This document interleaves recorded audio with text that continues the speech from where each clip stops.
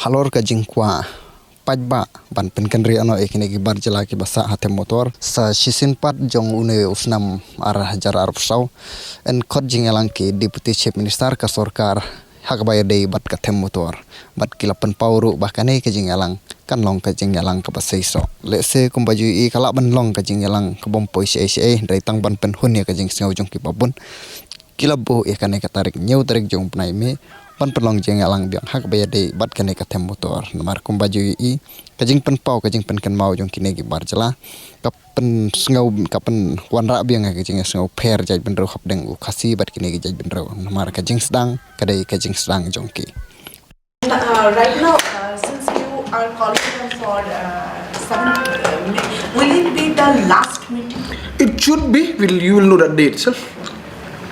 So are you whether they replied to the after that meeting in January they said that they will be replying? Don't worry.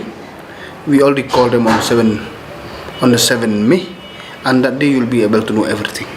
Now, also we are seeing that every now and then something or the other keeps on happening. There's some riots. Or recently there was a scuffle between two groups. There was a clash between So no, that day, yes, we are concerned, but we are trying to maintain peace and tranquility, everything.